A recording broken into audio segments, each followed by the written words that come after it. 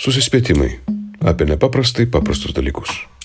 Filosofas Rasas Maksalis, psichologas Viktoras Keturakis ir vadovų konsultantas Saulius Jovaišas. Kiekvieną mėnesį YouTube, Facebook, Spotify, Apple Podcast ir visur ten, kur randate tai, kas jums įdomu. Sveiki! Čia Susispėtimai, mano vardas Saulius Jovaišas ir mes čia susitinkame reguliariai ir kalbamės YouTube ir jūsų dėmesio Spotify ir Apple podcastuose kalbame apie nepaprastai paprastus dalykus. Ir kalbame štai ypatingai šitie du nuostabūs džentelmenai ir aš kartais jaučiuosi valtininku šitoje vietoje. Žinot, tai reiškia, man atrodo, jūs plaukat vienoj gondoloj, o aš gondolieras, tas esu, žinai, kuris tas tokia kepura. Reikia man įstaisyti tokią kepurę, kur aš palaikau šitą, kad jūs neužplauktumėte ant kažkur.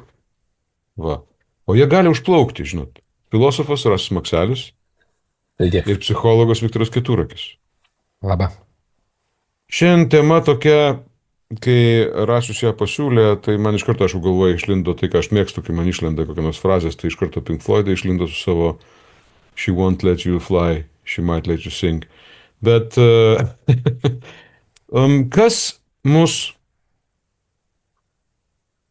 kas mane, ne mūsų, aš to užstrigau šiek tiek, žinai, kas mūsų ar kas mane.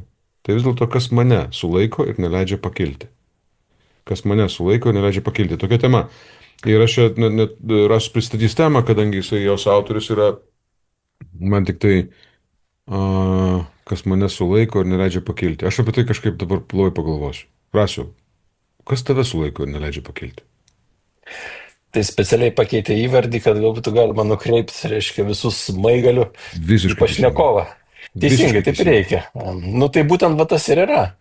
Šitose mūsų diskusijose labai dažnai sukamės apie panašias temas ar apie kažkokį tai tokį bendrą gravitacinį centrą, kuris ko gero yra žmogus su visom jo problemomis. Ir viena iš tokių vyraujančių problemų yra tai tam žmogui kitas žmogus, kaip paaiškėjo, ne? Ir čia, man atrodo, pats tas įdomumas, nes čia savotiškai tokia esminė filosofinė problema. Bet kita vertus filosofai joje dažnai būna išmušti iš savo komforto zonos, nes filosofai tai savokos dažniausiai apima tokius stabilius dalykus kaip būtis, pažinimas ir panašiai. O čia jau yra tas paribys tokios etikos, kaip elgtis su kitu žmogum, kaip kurti savo gyvenimą su kitais žmonėmis ir taip toliau.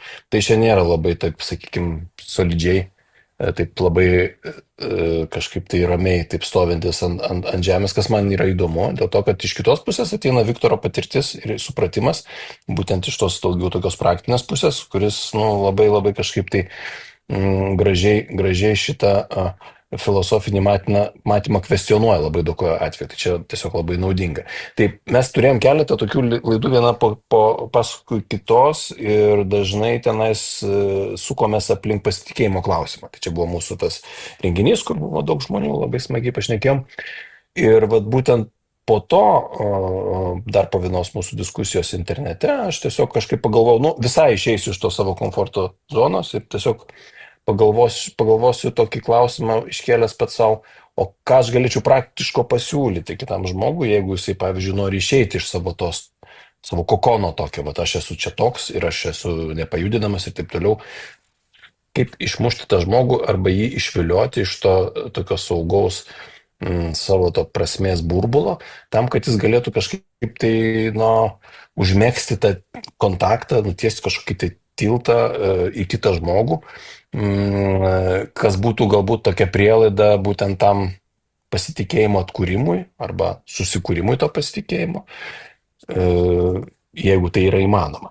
Tai aš pabandžiau kažkaip galvoti, jau dabar padėjęs iš šono visą tą teorinį aparatą, čia mes jau labai daug apie tai susijusius tos dalykus kažkaip tai daug kalbėjom, bet ką praktiškai būtų galima padaryti. Ir aš ten kažkaip tai rašydamas tą trumpą paragrafėlį apie savo praktinius patarimus tokiam žmogui, kuris nori atkurti pasitikėjimą kitam žmogui, susidūriau su tokiu reiškiniu, kuris man kažkaip labai dažnai pasirodydavo tokių minčių horizonte, bet jis niekada nebuvo taip pakankamai aiškiai apibrėžtas.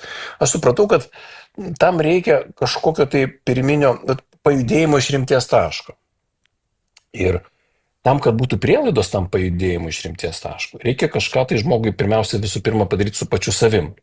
Kaip sakant, jis turi, kaip aš įvardinau pačioj pradžioj, to reiškia, reikia padaryti kažkokius tai namų darbus, jeigu aš iš tikrųjų noriu to tilto. Tai čia dar kitas klausimas, gal aš nenoriu, gal aš esu tiek savyje, kad man nesinori to, bet jeigu man jie atsiranda tokia mintis, kad galbūt man to reikia, galbūt aš vis dėlto turiu kažką tai daryti su to, čia dar iki to prieiti reikia irgi, tai nėra taip paprasta. Tai tada jeigu aš taip nusprendžiu, kad man to reikia, tai vis dėlto tai nebus taip, jog aš automatiškai vien nuo tos minties ir atrakinsiu visas duris aplink save esančias. Ar ne? Man reikia kažkaip tai dar susikaupus šiek tiek kažkaip pabūt su savim toje vietoje. Ir čia atsirado tokie, keli dalykai, bet bent jau du trumpai va čia to įžangui paminėsiu. Man pasirodė, kad reikalingas tam tikras, toks pripažinimas pačios problemos. Visų pirma, kad tu turi šitą spręsti, kad tai nėra tai, kas savaime išsispręs kažkaip, ar tu kažkaip tai, palikęs likimo valiai visą tai tiesiog savėgiai visą tai susitvarkys, gal ir tai, bet, sakykime, tai ne tas, ko tu nori iš tikrųjų. Tai reiškia, kad pati problema, jinai yra problema, kad ją reikia kažkaip tai spręsti, vienas dalykas. Ir tada tu turi kažkaip sukaupti tam tikrą, aš tą pavadinau ekstra, tam tikrą jėgų atsargą būtent tai problemai spręsti. Taip sakant, turi būti pasiruošęs į tai eiti. Ir ten iškils kažkokie tai iššūkiai, tai iš tavęs galbūt juoksis, galbūt tave pažemins ir taip toliau. Bet tu vis tiek turi užsiauginti kažkokį tokį atsarginę bateriją, tam tikrą prasme. Sakykime, paimkim tokias būtinės metaforas. Ir tą bateriją tam reikalui ir paskirti. Nes jeigu tau bus gaila, kad iš tavęs čia kažką tai pagrobė tavo laiko, tavo dėmesį, tavo, reiškia, visas tas pastangas, tai neišspręsi tos problemos. Žodžiu, reikia tą kažkaip tai visai kitaip traktuoti, kaip tam tikrą, auką ar investicija, nežinau, čia klausimas. Vienas dalykas. Tai va čia tas papildoma baterija yra tas dalykas, kurio reikia tam, kad leistis į šitą žygį, ar ne? Bet kitas dalykas yra dar ko gero svarbesnis, į ką Viktoras iš karto sureagavo, yra, tai reiškia, to irgi neužtenka, reikia kažkaip tai išjudėti iš tos rimties būsenos. Iš fizikos žinom, kad sunkiausia yra ta rimties, reiškia, jėga įveikti, kuri tave laiko, tu jau pajudėjai, tai tada kažkas tada vyksta, tada jau prasideda pasakojimas, prasideda kelionė, ar ne, ir tada jau tu jau pradedi veikti kaip personažas savo istorijoje, ir tada save irgi žiūri, ir tada jau atsiranda ir iššūkiai, ir pagalba, ir žodžiu, ir nelaimės, ir galų gale kažkoks atpildas, išrišimas, atomasga ir viskas laimingai baigėsi, arba ne. Tai vat kaip, man pasirodė šitas klausimas, Viktoro, dar įdomesnis iš tikrųjų. Ne tai, ką tu pats su savim pasidarai, bet kas tave laiko to rimtie, kas ta rimties jėga ir kodėl tu visą laiką vis tiek grįžti į tą savo tokį burbulą, nes tenais jaukiau ir niekas tavęs iš ten negali išmušti. Net tas išmušimas irgi yra toks savotiškas, jeigu tu taip labai mechaniškai tai suprasi, kad kažkas tave tiesiog išprovokuotų ar padarytų tau didelį įtaką. Tai irgi netinka, nes tai vis tiek yra tada išorinis veikimas. Ir tas išorinis veikimas atima iš tavęs pačio veikėjo rolę, ar ne? Nes tada ne tu veikėjas, bet kažkas su tavim daro. Tai irgi negerai, reiškia, reikalingas kažkoks toks labai dinamiškas ir toks labai interaktyvus ir dažnai toks savo paties tą subjektyvumą projektuojantis veiksmas, kad man kažkas kažką pasakė, bet aš tai turiu priimti ne kaip kito žmogaus invaziją į save, bet kaip kažkokią tai galbūt savo mintį, tas turi atrakinti kažkokį tai mano supratimą, kurį aš pats įsisavinu. Kaip Nolano filme Inception, ar ne? Kaip sako, reiškia, tu turi įdėti žmogui mintį ir tai jis turi tada supras, kad tai yra jo mintis ir tada jis kažką tai padarys. Ar ne? Tai kažkas galbūt iš tos ryties. Tai va šitie du dalykai, man atrodo, apie jos būtų įdomu pasikalbėti, tai yra tas, reiškia, ta papildoma, tos, reiškia, kaupimas tam tikro, sakykime taip, potencinės energijos, ar ne, reiškia, tos baterijos. Ir kitas dalykas, tai kaip pasiduoti išjudinama būtent iš tos rimties taško, kad tu pajudėtum į tą patį, reiškia, į savo tą kelionę. Tai, reiškia, kuprinė su baterija ir žygis į priekį. O man pasirodė šitos dvi tokios būtinės metaforos galbūt visai tikslios. Tai vat apie tai norėjau pašnekėti, nes tai tąsa mūsų tos diskusijos apie tą tarpasmeninį kažkokį tai žmonių, reiškia, bendravimą, kontaktą ir pasitikėjimo klausimą. Susitikimą arba nesusitikimą, ne? Tai aš Būtent, taip. pasitikslinsiu, kad aš galėčiau Viktoro perklausti, ką jisai apie tai galvoja, bet jeigu aš teisingai suprantu, tu kalbė apie tai, kad jeigu tu nori eiti į tą susitikimą, reikia kažkaip, nu ne tik, kad reikia, bet tenka daryti veiksmą, kad pasiektum pasitikėjimą arba atkurtum pasitikėjimą su tuo kitu, tam reikia namų darbų, pasiruošti kuprinę, kaip tu sakei, ir tuo pačiu metu išjudėti iš tos traukos, ar kaip ten tu pasakei, reiškia kažkokios gravitacinės būsenos, iš kurios išjudėti nebūtinai labai lengva, arba priešingai, kurią net jeigu išjudė, jie pastoviai grįžti į tą tokią būseną, kad nenueitum vis dėlto to kelio link kito žmogaus. Aš tik noriu patikslinti vieną vietą. Čia labai svarbu susitarti, kad galima ir kitaip svarstyti, bet šitam žvilgsnį, kurį aš šiandien noriu pasiūlyti, mes kalbame apie tai, kad aš stengiuosi padaryti taip, kad aš vėl pasitikėčiau kitų žmogų. Čia nėra tai, kad tu manim pasitikėtum, tai tada būtų kažkokia kita programa, o gal tai susiję, tikriausiai tai susiję, bet šitoje istorijoje aš vis dėlto noriu akcentuoti, kad čia yra poreikis padaryti taip, kad aš vėl pasitikėtų. Aš vėl pasitikėtų. Iš tos istorijos, tai kaip tu pasakyk, tas labai protingas, išmintingas patarimas, tai turi atleisti. Tai iš esmės taip, tas ir yra, nes kol tu nepasitikė, tu praradai pasitikėjimo žmogumi ir tai reiškia, kad tu kažko tai neatleidai jam. Reiškia, atsiranda kažkokia nauja situacija, kada tu, reiškia, ant jo pyksti, ar tai jautysi, kad jis tau kažką. Ir tam turi pasidaryti savo namų darbus, susikaupti ir išjudėti iš tos užstrigimo būsenos, kur yra saugi. Tai aš nesakau, čia yra visa ta diskusija, čia tiesiog toks kampas, kuris man pasirodė įdomus. Gal jums kažkokie kiti kampai įdomesni, bet aš norėjau apie tai. Ja. Viktorai, kokiu tau sukėlė minčių Rasos toksai, nežinau, toksai labai, man toks, kad pasakojusi, man iškart toksai,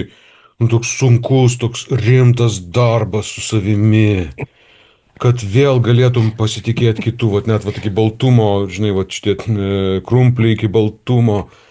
Ir ten susikaupimas, ir tada jau galvoju, jau eisiu, bet tavęs nepaleidžia kažkas, kuris tau savo galvoje, ten iš tavęs juoksis, ten nepriims, ten nepavyks, ar dar kažkas tokio, ir tu tarsi įstringi toj būsenai tokiai jau pasiruošime eiti ir iš jo neišeini. Nežinau, kažkaip taip man tai skambėjo, toks Wagneris, toks, žinai, toks, taip man tai nuskambėjo. Nežinau, kaip tau, Viktorai, nuskambėjo. Aš šaržuoju be abejo, aš žinau, kad man atleisiu žmonės šitą šaržą, bet man toks. Čia tu mano gyvenimo istoriją nupasakai.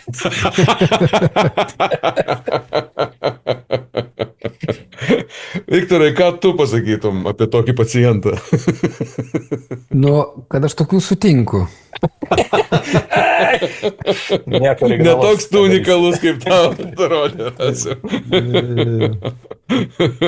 Bet, mano manimu, man tai graži istorija, ta prasme, tokios asmeninės pastangos. Aš galvoju, kad čia yra ir atsakymas, ir spąstai. Kad kai jau supranti, kad čia tavo reikalas, tada gali stengtis.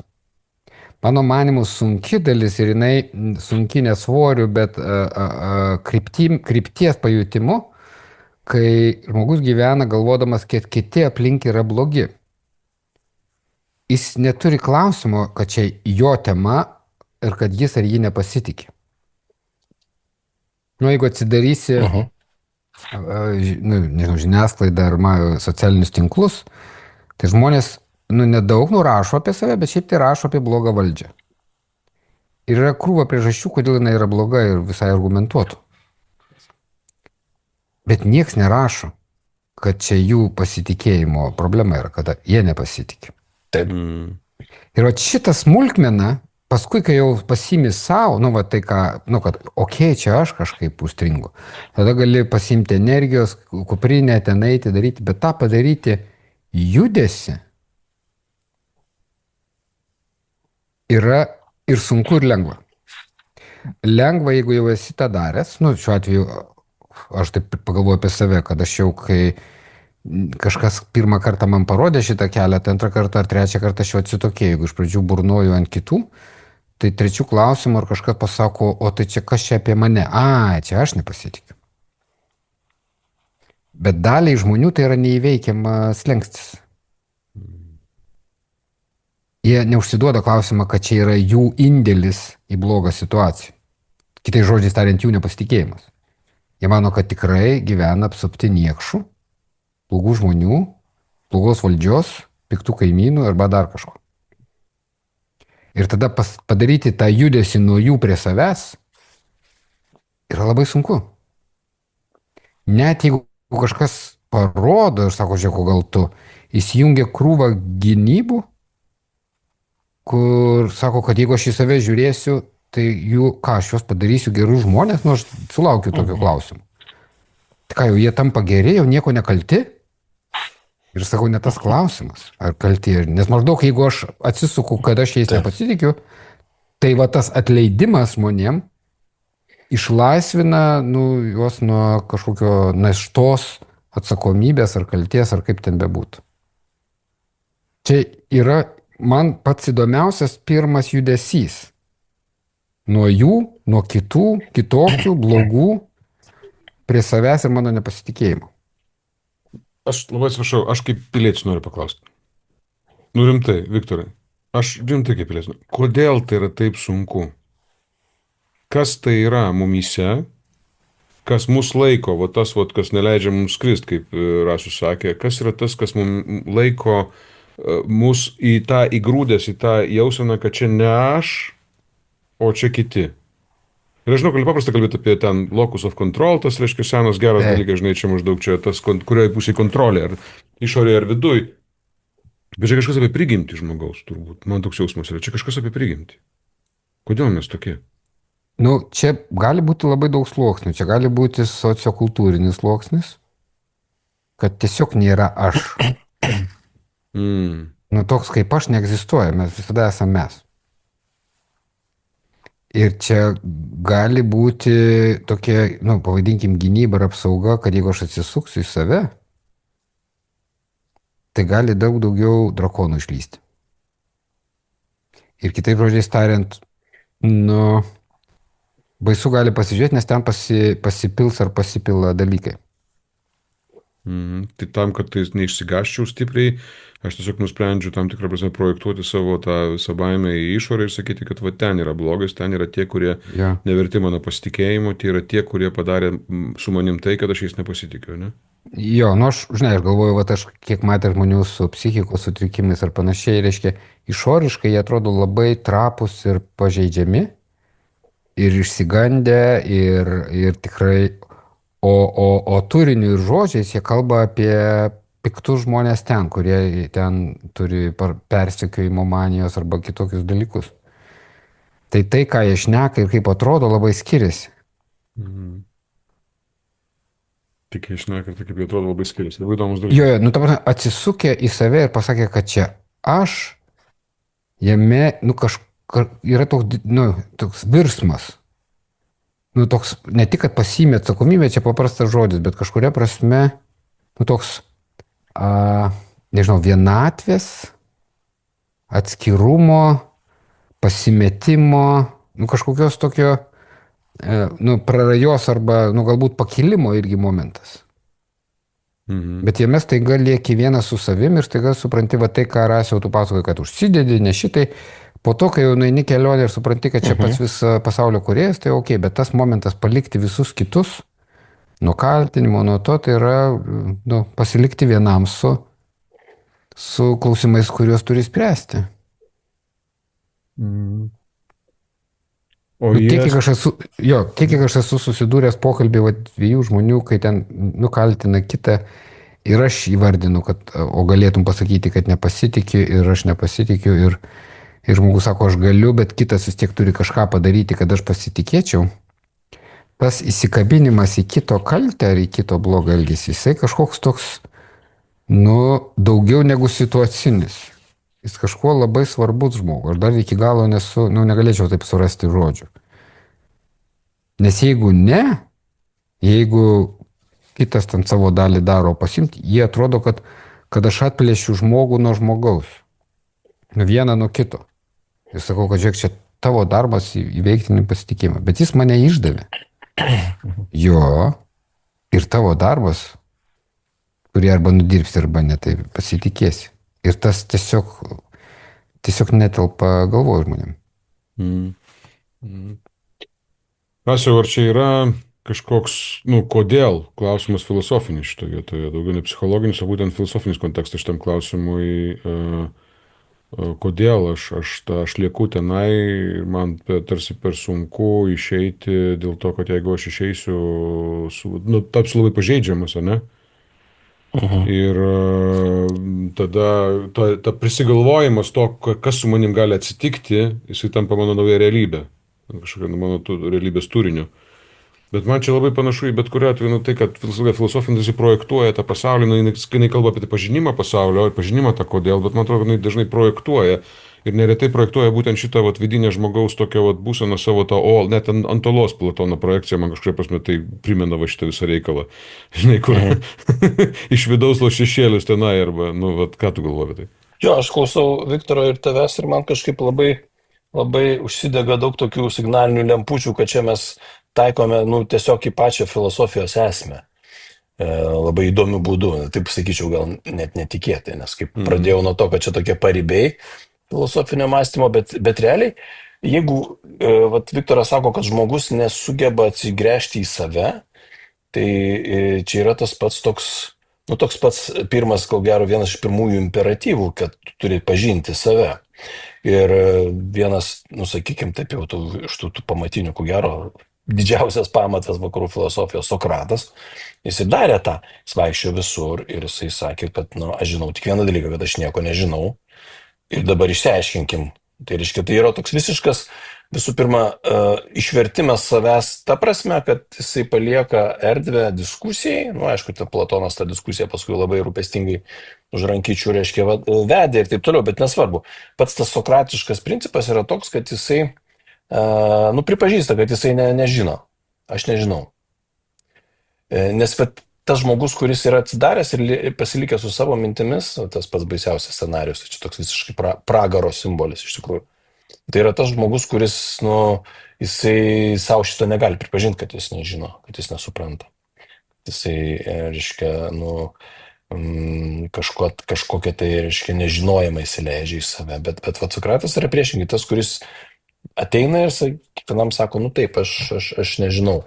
Man labai svarbu, kad mes apie tai pasikalbėtume ir išsiaiškintume šitus dalykus. Ir pradeda nuo pradžių ir tada vynioja ir tada diskusijos pabaigoje paaiškėja, kad ne tik Sokratas nieko nežino, bet ir pašnekovas nieko nežino. Nors jam atrodė, kad jis viską žino. Ir tokiu būdu jis jį nuskaidrina ir tada kažkaip tai atsiranda kažkoks tai supratimas, o dar dažniau ir neatsiranda, bet diskusija yra įvykusi. Yra įvykusi ta tokia pastanga, kurios mes galbūt čia ir ieškom. Žmogus diskutavęs su Sokratu, jisai gauna tą tokį žvilgsnį į veidrodį. Jisai suabejoja savo tuo, reiškia, kokonu, savo tuo, reiškia, neklystamumu. Aš kaip kulka, ar ne, einu pro viską kiaurai ir nieko jūs man nepadarysit. Tai čia tikras antipodas, kodėl čia sakau, kad čia yra filosofijos esmė, čia tikras antipodas sofistams, kurie kaip tik stengiasi tave apginkluoti už pinigus. Tave apginkluos taip, kad tu išvartysi bet ką ir eisi kaip kulka kiaurai viską, ir pasieksi savo ir teisme ir kur tik nori. Tai Sokratas kaip tik eina į kitą pusę ir jam galų gale tai labai daug kainavo, netgi mes visai neseniai minėjom 100-metį vertimo į lietuvių kalbą šito Sokrato apologijos, tai jo pasakyta kalba teisme, kuris čia tiesiog priminė, aš tą tekstą skaičiau gan seniai, bet dabar tiesiog labai gražiai ta pati proga. Jisai sako, aš vis tiek tai darysiu, aš esu tas gilys, kuris, reiškia, vis tiek, jeigu jūs mane ir išteisinate, tai vis tiek slakstysiu iš paskos, kasiu, reiškia, nes aš kitaip negaliu, man tai yra svarbiausia, reiškia, tai yra ta tiesa, tos, reiškia, pilietinės, etinės, filosofinės vertybės man jos yra esminės ir aš tą darysiu, tai galų gale jį nuteisė myriop, tai reiškia, tokiu būdu jisai tarsi viena vertus jisai prarado savo gyvybę, bet kita vertus tai buvo vienintelis būdas įrodyti, kad tai, reiškia, verta daryti vardant tų vertybių, kaip jam atrodė, teisingumo ir panašiai. Tai žodžiu, ši filosofija padeda žmogui, bent jau iškelia tokį idealą, kad tu vis dėlto turi nebijoti ir kažkaip tai atsigręžti į savo nežinojimą ir tokiu būdu padaryti tą, reiškia, žingsnį pripažinimas nežinojimo, tai yra pirmas žingsnis link žinojimo. Bet beje, aš dar čia turiu tokį trumpą labai ištrauką, kol galvojau, kaip šitam kontekste norėjom perskaityti. Galbūt užsikabins diskusija, galbūt ne, bet jeigu leisit, aš tiesiog pailiustruosiu kito filosofo tekstu, kurį čia dabar bandau versti. Tai yra Aristotelio metafizikos 3 knyga, Beta, ir ten jisai kalba apie problemas. Kas yra įdomu, pavyzdžiui, problemos, su kuriomis mes susidurėm, tai irgi čia tarsi tas, kaip jis ją įvardina, problema yra tai, kas tave supančia ir tu negali pajudėti nei vieną, nei kitą pusę. Tai yra tas atitinka tą, reiškia, rimties būsenos, kur tu negali pajudėti ir ką reikia daryti. Tai vat, kaip jisai kalba, reiškia, paklausykit. Norintiems įspręsti problemas, paranku jas gerai apmastyti. Bet tas apmastymas čia yra žodis, kuris, reiškia, klaidžioti, būti paklydusiam, bet būtent ta tematika, reiškia, įsileisti tą problemą ir joje paskęsti ir klaidžioti, reiškia, bandyti kažkaip su ja grumtis. Iš vienos pusės tai yra konfrontacija, tu tai sakai, taip, tai yra problema, bet iš kitos pusės aš skiriu savo laiko, kad aš ją pasineriu. Ir aš ieškau kažkokių tai, žodžiu, kelių, nors man jie visiškai neaiškus ir taip toliau. Aš nebijau to sunkumo, ar ne? Vienas dalykas. Mat lengvas naujos problemos sprendimas yra ankstesnių problemų išrišimas. Čia tas supančiojimas ir išrišimas, tai čia kažkaip gražiau skamba nei lietuviškai. Bet išrišimas nėra galimas nepažįstant paties mazgo, o sunkumas, su kuriuo susiduria racionalus svarstymas, parodo problemos mazgą, susijusi su pačiu svarstomu reikalu. Mat kiek žmogų ištinka sunkumas, tokiu mastu jis ir sulaiko jį tarsi supančiojęs, mat neįmanoma judėti nei į priekį, nei atgal. Todėl būtina visus sunkumus išnagrinėti iš anksto jų pačių labų ir todėl, kad žinojimo siekiantis bei išankstinės akistatos su sunkumais panašus į tuos, kurie nežino, kuriems eiti. Ir šių sunkumų atžvilgių negali nei atrasti to, ko siekia, nei atradę atpažinti. Taip sakant, jeigu tu nori problemą įspręsti, tu turi su ja susidurti. Tai tokia potekstė. Bet klausimas vat ir yra. Čia Viktoras antrą kartą man užvedė tą pačią sunkiausią dalį. Kaip pripažinti šitą, reiškia, kad tu, kaip pripažinti, kad vat štai tai yra problema, jinai yra mano problema ir aš ją tada jau griūsiu. Reiškia, čia Aristoteliui nekyla, nes jis metafizikas, jis filosofas, bet visiems kitiems, kuriems galbūt visiškai nesinori būti nei Sokratu, nei Aristoteliu, nei eiti tuo sunkiu keliu. Tai čia vat rimtas klausimas, čia sunku atsakyti jį. Viktorai, turi minčių šito vietoj? Aš manau, kad reikia gerokai pakentėti, turi skaudėti. Vat mes šnekėjom prieš tai, kad žmonės, kai užsirašo į terapiją ir laukia, kad tai yra veiksmingas būdas gydymo dalies. Nes yra, buvo tarsi juokas dalis tiesos, reiškia, bet jeigu užsirašo į psichoterapiją, tai kaip atsitinka? Žmonėm kažkas suskausta, kažkas blogai ir kreiptis pagalbos jau dabar yra arti. Jeigu anksčiau dar buvo gal gėda ar stigma, tai dabar paskambinti psichologui yra normalu. Nėra didelio slenkščio. Žmogus pakelia ragelį, paskambina, labą dieną, turiu problemą. Kodėl jisai paskambina, nes žmonės blogi, pasaulis blogas, gyvenimas blogas, blogai jaučiuosi, gal man depresija, paskaičiau, ten skambinu. Paskambinu, sako, taip, bet jums reikės palaukti 1,5 metų arba 3 mėnesius. Kas tada atsitinka? Žmogus lieka su tuo mazgu, kaip tu pasakai, Rasiu, kurio nei pirmyn, nei atgal, skausmas yra ir sėdi. O impulsas skambučio buvo, kad aš ateisiu, tikėtina, ten protingas žmogus sėdė vienoj pusėje psichologas, jis man viską pasakys, 1-2 kartai ir aš išeisiu laimingas, jis man atriš mazgą, kas yra mitas, bet lūkestis visai gali būti. Kai sėdi kuo ilgesnį laiką, tai tada įsimeta ir abejonė. Paskaito daugiau, sužino ir staiga supranta, kad gal ir neišspręstas psichologas ir iš viso, iš kur čia atėjo. Žodžiu, ten pradeda, kuo ilgiau masto prie to mazgo, tuo daugiau mato jos visą sudėtingumą. Jis didėja, ten sudėtingėja, ten visa kita. Bet kas tada atsitinka? Tada gali atsitikti, kad žmoguje vystosi kažkoks atsakas į tai. Ką aš turiu omeny, kad jis ne tik yra, paskendęs problemą, jis ne tik apimtas to mazgo, bet jis ir jį pradeda žiūrėti ir turėti santykį su juo. Ką tai reiškia? Jis gali turėti racionalų santykį, galvoti, kodėl čia atsitiko, gali turėti emocinį santykį, mane jau atsibodo, mane nervina, kodėl aš ten visus užstrigęs. Jisai jau, kaip sakyt, formuojasi santykis, kitais žodžiais tariant, jis jau išlipa iš to, arba turi šansą išlipti iš to ir žiūrėti tą situaciją. Ir tada tokios būsenos, kai jau ateina į terapiją, tai lygiai tą patį darbą mes darom ir psichoterapijoje. Ne tik kokia jo yra problema, bet koks santykis su to. Aš turėjau tokį labai buitinį paprastą pavyzdį, kai aš dirbau su grupė žmonių ir ten žmonės rytais būna tradicija pasakyti, tai kaip aš ateinu šiandien, kaip jaučiuosi. Ir vienas žmogus sako, mes ilgai sėdim, o ten yra sėdimas 80 valandų darbas, su pertraukom, bet žmonės ilgai sėdi, gana nedideliai patalpoj ir ten nelabai patogių kėdžių ir jiem ten nuspaudžia. Ir ten dar fiziniai ypatumai, kaip žmogui patogus sėdės, žmogus sako, man kieta, man spaudžia, jau skauda viską. Ir pasigirdo iš grupės krūvo patarimų. Tai tu atsigulk, tai tu pavaikščiok. Tai tu o žmogus tiesiog pasakė, kaip jaučiasi ir su kuo ateina. Ateina su susiformavusiais skausmais, kitais žodžiais tariant, sako, aš turiu tokį mazgą. Skausmą. Ką sako žmonės? Tai daryk kažką, kad tau neskaudėtų. Ir aš sakiau, kuo jūs reaguojate? Ar žmogus prašė pagalbos, kad neskaudėtų? Jeigu leisi, Sauliau, man labai įdomu, pats tas faktas, kad žmogus paskambino ir įrašė ten už metų ar už 3 mėnesių, tai jau yra kažkoks veiksmas iš jo pusės. Jis jaučiasi jau padaręs žingsnį. Nebent jeigu kas nors, pavyzdžiui, nuperka kalėdinę dovanėlę, pavyzdžiui, vizitą pas reiškia psichoterapeutą.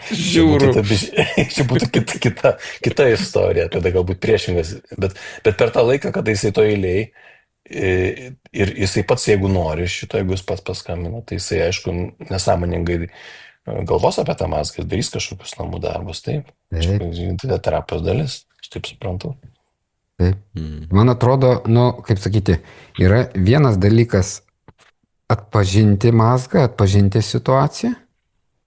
Ir antras dalykas, atpažinus ją, į tai formuoti santykį. Kitais tariant, žiūrėti, kaip aš su tuo jaučiuosi ir ką man tai reiškia, kodėl taip atsitinka. Tai jeigu žmogus yra nepasitikėjimo santykis su aplinka, ir kiti žmonės blogi arba išduoda, tai yra kažkokia pasinėrimo etapas, kai atrodo, kad tiesiog taip yra. Ne čia ką aš nepasitikiu, bet apsuptas esu negerų žmonių. Ir padaryti tą judesį, kad čia ne kiti žmonės, o aš, yra, kaip apversti pasaulį aukštinkojom. Bet aš dabar pagalvojau, šiaip, aišku, čia Viktoras daugiau pasakys, nes jo patirtis visai kita. Aš įsivaizduoju, kad visai gali būti taip, kad žmogus net nežino, kas tas mazgas yra, jis tiesiog jam blogai. Būtent.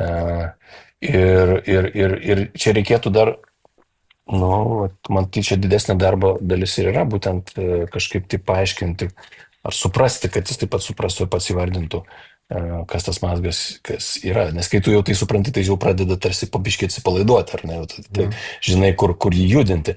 Bet gali būti visai taip, kad žmogus tiesiog jaučiasi nuolat, pavyzdžiui, pavargęs, ar ne, ir jam depresija, ir jisai nelabai net reflektuoja, kaip jis atsidūrė tokioje situacijoje. Tai ar toks buvimas laukime, pavyzdžiui, gali žmogui padėti kažkiek ir ką jam tada daryti to eilėje užsirašius? Nežinau, čia tiesiog neturiu žinojimo šitai vietai visai. Bet aš grįžtu prie kitų žmonių, aš grįžtu, kad mes pradėjom nuo to apie tą nepasitikėjimą ar tą pakilimo etapą. Tai gali būti įvairių psichologinių būsenų ir įvairių mazgų, bet vienas iš mazgų jis yra labai specifinis. Kad kiti man nedraugiški, arba kiti man blogi, arba kiti man nepasiekiami, nesuprantami. Kad aš esu aš ir kiti ir neturiu su jais tilto, jie kažkokie kiti yra svetimi. Ir čia šitas momentas, kad atsisukti į save ir pamatyti savo dalį, kad kiti tokie yra, mano manimu, sunkus šuolis atsisukant į save. Ir jisai susijęs su tokia, kaip pavadinti, jeigu aš variau labai stipriai ant kitų ir kažkas man pasako apie tave, aš labai aiškiai atsimenu vieną savo patyrimą studijų pradžioje, kai aš buvau toks toks pat, kur man buvo kiti. Nu, aš ten šnekėjau, bendravau, buvau ten malonus, nemalonus žmogus, bet buvau normalus žmogus, kur maniau, kad yra visokių žmonių ir yra mylimų ir nemylimų žmonių ir ten sėdėjau grupėje ir dirbau ir kažkaip reagavau. Ir man, kai psichoterapeutas kažkaip atsuko į mane, tai pirma reakcija - karštis, gėda ir kaltė. Ir tai nėra malonios reakcijos. Kad staiga kažką man pasakė ir nukreipė mane į mane, o ne į kitus.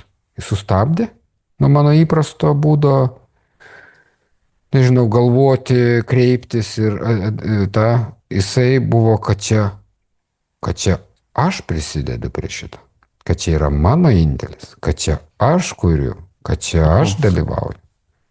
Tai man buvo šokas.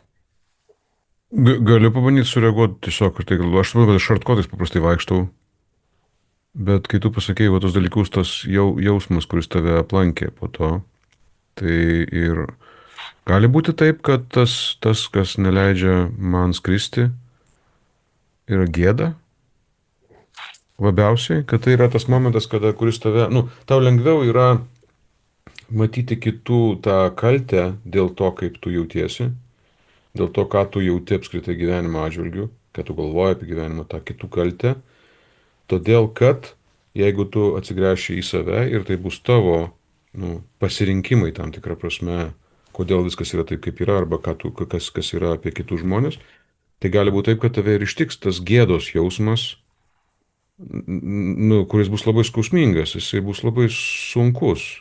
Tau bus gėda už tai, kad tu taip galvoji, už tai, kad tu taip jauti, už tai, kad tu turi tokį santykį. Tau bus gėda. Gali būti taip, kad čia yra apie tai. Gali būti, aš galvoju garsiai, aš nežinau. Aš irgi nežinau, man toks jausmas, tai, kad tu pasakysi labai tas gėda ir karštis. Ir aš galvoju, kūnas visą laiką reaguoja, iš esmės, vis tiek jis atliepia pakankamai lengvai, jisai nuskaitomas, jo reakcija yra labiau nuskaitoma tarsi. Ir tas karštis, nes gėda, taip rasiu. Atsiprašau, aš tiesiog pagalvojau, ar nėra taip, kad ta reakcija gėdos tai jau yra jau žingsnis po to, kai tu priimi kažką, jau pripažįsti. Nes pirmas būtų, pavyzdžiui, kiek aš esu porą kartų susidūręs, jeigu man tiesiog sako, tu čia kaltas.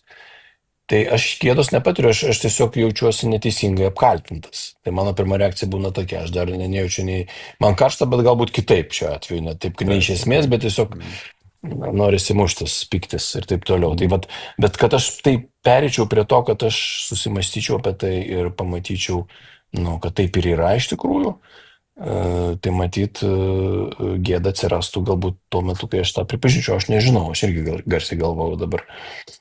Žinai, Rasiu, tu kalbėjai apie kaltinimą. Aš bandau įsivaizduoti žmogutį, kada vaikui pirmą kartą parodo jam ar ją pačią. Jis dainuoja ir sako, nekišk pirštų į burną. Taip. Arba ko taip, žinai, visas siubuoja, stovykį. Kažkokiu būdu, kai suaugusiai jam duoda atspindį, kaip vaikas elgėsi. Ir nebūtinai tai yra su pastaba, bet tai turi elementą, tai yra momentas, kai pirmi kartai, kai pradedi save pamatyti ir pamatyti, kai kiti tave atspindi. Pirma reakcija yra gėda vaikų. Taip, bet čia dėl to, kad tėvai yra toks autoritetas, tai yra tiesiog vertinimo elementas yra. Pasaulio metonimija, nes tėvai tai yra pasaulis ir pasaulio atspindis. Ir jeigu jie taip sako, reiškia taip ir yra, ko gero. Tai čia vaikui tas labai greitai suveikia. Kodėl tai tampa gėda? Tarkim, pasaulis pasakė, kad tu dabar stovi toks raudonas. Pasirodo, kad tas pasaulis visai kitoks, negu aš kramtydamas pirštus įsivaizdavau. Aš galvau, kad aš čia kramtysiu ir visi bus laimingi dėl to. O pasirodo, Arba nematys. Taip. Tai čia tas labai trumpas, tas, reiškia, nuo to, tiesiog nukrenta tokia, reiškia, šydas nuo veido ir tu matai, kaip yra iš tikrųjų. Jo, bet čia yra įdomus momentas, kodėl aš galvoju apie gėdą, nes, žinai, kaltinimas yra elementas, kai jau man sako pastabą. Bet kai žmogui sakai, kaip tu jį matai, aš esu savo psichoterapinėje praktikoje buvau įpratęs stebėti nežodinę kalbą. Dabar iš vis madinga, žinai, kaip tu čia sėdi, rankos sukryžiuotos, nesukryžiuotos, dabar aš tą beveik nustojęs daryti. Žmogui pasakai, aš neturiu jokių pastabų, aš tiesiog pastebiu. Pirma reakcija, žmogus nustojo daryti, ką darė. Ir nebiliu klausimą, ar čia gerai, blogai. Ir kaip minimum tokios armatos gėdos elementas yra. Aš nieko nekritikuoju, aš tiesiog pastebiu, ką tu darai. Pasakyk žmogui, kaip tu jį matai. Pirma reakcija. O čia negerai? Žodinė arba nežodinė? Ar tai būtų vaikas? Viktorai, ar tu kalbėjai apie kažkokius tai fizinius veiksmus ar žmogaus, sakykime, santykio su kitu žmogum pastabą? Kas bebūtų, kaip nors aš pasakau žmogų, kad aš jį matau, jisai pamato, kad aš jį tikrai pamačiau. Viena iš reakcijų dažna šalia esanti yra gėda. Ir čia yra įdomus momentas, kad norint pamatyti save, mes negalim jo nebūti pamatyti pasaulio. O kai tampam pamatyti pasaulio, pirma reakcija yra, o ką negerai? Bet pavyzdžiui, kaip tai, aš tiesiog noriu tai matyti konkrečiai. Gerai. Pavyzdžiui, tu sakai žmogui, tu esi despotas, ar ne? Pavyzdžiui, sakykime, arba, nežinau, angliškai yra žodis asshole. Bet čia aš nematau žmogaus, aš klijuoju etiketę. Žmogus iš viso nematau. Tai čia vertinimas, ar ne? Čia vertinimas visiškai. Bet kas galėtų būti tas konkretus pasakymas, kaip ta situacija galėtų atrodyti? Jo, aš matau, kad kai tu pasakoji apie savo ten, nežinau, pirmą pasimatymą, tavo visas nuraudai ir ypač sprandas, ausis parauda. Aš matau, kai tu tuo metu, kai pasakoji, tai visas dabar raudonis tave išpylė. Čia sunku ginčyti su to. Jo, bet čia yra su to ginčyti sunku. Be šansų, tai iš tikrųjų matosi ir man labai akivaizdu yra, tai kai tu sakai, Viktorai, apie tai, kad iš karto pradeda pakeisti pozą, iš karto klausia save, klausia, o kažkas negerai, tarsi savo elgseną. Ir čia, man atrodo, taip, aišku, supaprastinant visą pakankamai sudėtingą kelią ir, aišku, būtų labai primityvų pasakyti, žinot, kas mus laiko nuo skridimo arba augimo, tai gėda, tai būtų per primityvų, turbūt, bet palikime iš to vietoj klausimą. Tegu įsikabo, pagalvokime kiekvienas iš savo pusės. Man, iš to, ko jūs sakėt, man sakė toks, man norisi supaprastinti, man norisi schematizuoti, man, paprasčiau gyventi, kaip sakant. Aš vis tiek, siekiamybė tokia, ne? Atstovauju tai kategorijai žmonių. Ir tas toksai, kada jūs pradėjote kalbėti nuo to, kad aš, tarsi, aš žinau, kaip yra. Kiti yra, blogi, kalti, aš žinau, kaip yra. Tada Rasu, tu kalbėjai apie tai, kad, tu kaip, tas tarsi kelias ir kelio elementas svarbus arba atrama, toksai benchmarkas yra nežinau, kaip yra. Toks smalsumas, toks, dažnai, staiga, o kaip yra iš tikrųjų, žinai. Ir man tai primena tą, kada tu sakai, Viktorai, tą padėti prie žmogų veidrodį, tarsi sakai be vertinimų, sakai, žiūrėk, aš matau, kad tu ten, nežinau, tavo ranka dreba tuo metu, kada tu kalbėjai apie tos dalykus. Ir dar net atrodo, prieš gėdą atrodo, pirmiausia, kas įvyksta, tai dingsta žinojimas. Tarsi prieš pat atsirandant tam gynybiniai, negynybiniai turbūt reakcija, kitokia reakcija, bet atsiranda toks nežinojimas, tai yra kaip tai. Ir tada jau viską, tu jau nebe apie kitus, jau apie tarsi apie save, kaip tai. O va tada ir pradeda išlysti, kitaip sakant, prieš tą pažinimą to, kas tave laiko, įvyksta nežinojimas, įvyksta nuostaba, smalsumas. O po to jau atsiranda tasai iš tiesų atsigręžimas į save. Atsigręžimas į tą atsakomybę už tai, kaip tu jauties. Aš žinau, kad schematiška ir utriruota, bet man kažkaip taip tie dalykai dėliojasi. Man tai panašu į tiesą, taip ir yra.